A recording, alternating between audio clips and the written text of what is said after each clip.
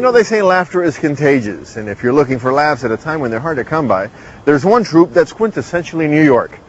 The Upright Citizens Brigade will make you laugh, and if you're really interested, they'll teach you how to make others laugh as well. Everything you see tonight is completely improvised. Off the top of our heads, will never be seen again. Are you guys excited for our show this evening? Are you? If you get somebody who's a funny person, and they get trained well in improvisation, and they learn how to function in an ensemble, just by the nature of improv, because of its spontaneous nature, 95% of the time it's going to be funny. Like if you just have one funny person meet another one, and they have an honest conversation, they're going to make each other laugh. It's just going to happen. It's just happening on stage. Permission to speak, sir! Go ahead, Private Wilson! I believe that Private Johnson is too old to still believe in the Tooth Fairy, sir. And I believe that... Sweet Jesus, don't say those goddamn words! Well, the Upright Citizens Brigade proper is a group of 4 people. They're a sketch comedy group. They had a TV show called the Upright Citizens Brigade, and they were also teaching improv classes, and a real community had started to surround those classes, which were now not just classes, but classes and performances. And that transformed into the Upright Citizens Brigade Theater. No, it's not about me, Doctor. It's about my boy, Shep. You see, everything I've read leans towards the fact that Shep here is autistic. Yeah. And that's why I'm coming to you. I'd like to know what to do about it. Bow wow, definitely. Bow wow.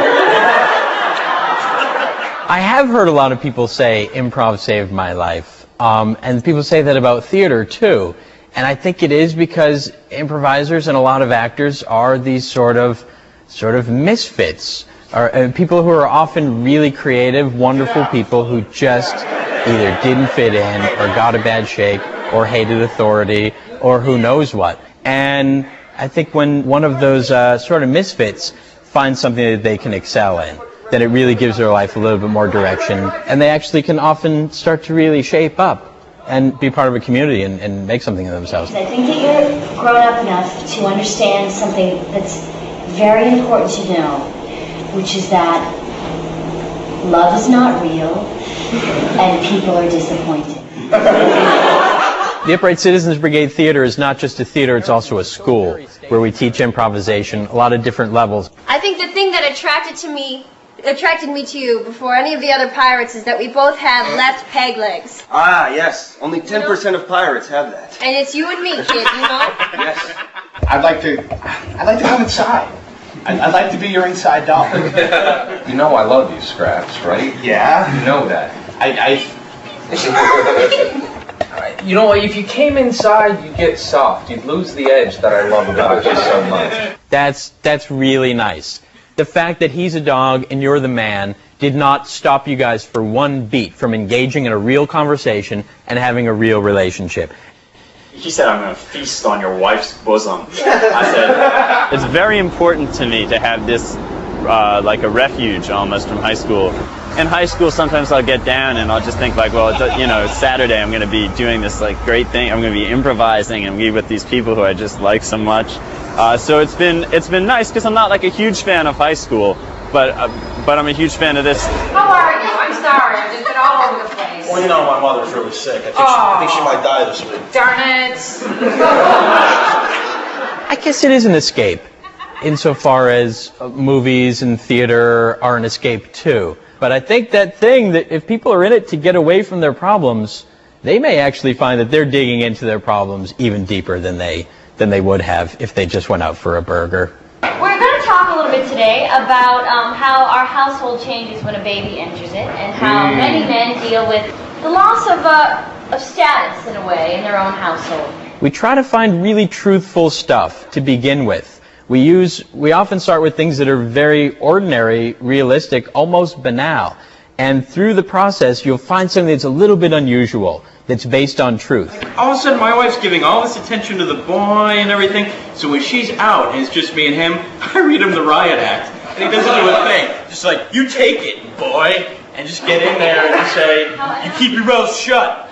I'm on top. You're 2 feet long. And then, here's the sweet part. He just breaks down, man. They melt. They melt like that. You gotta break. And then we take that and start to heighten and build. And if it's something that's a little bit absurd, if the audience saw that truthful kernel of where it began, the audience will follow that far, far, far away into some very strange, absurd places, and it'll still be believable. The thing is with this baby, right? I know I had it, but I don't know where it is now. And it's like, my wife is like, where'd you leave it last? The thing is like, I don't have a Pom Pod, so I don't know. I don't know. The audience plays a huge role in improvisation because they're in the room. They sort of guide you. When you start to play, you feel that audience. You can feel the things that they like and the things that they think are funny and the things they think are outrageous. And it's almost like a conversation happening between the players and the audience. You know those checks? I've been giving you checks. Yeah, they're fake. All right, those things can bounce and hit the ceiling. You know those fake checks I sold you? Yeah. I work for the police, and it's a sting operation.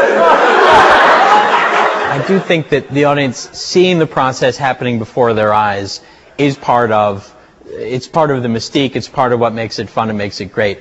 It's sort of being in on the joke. It's like the ultimate you had to be there. I mean, so often you're out with your friends, something funny happens, you try to tell someone the next day, it's never going to make them laugh. That's every great improv moment.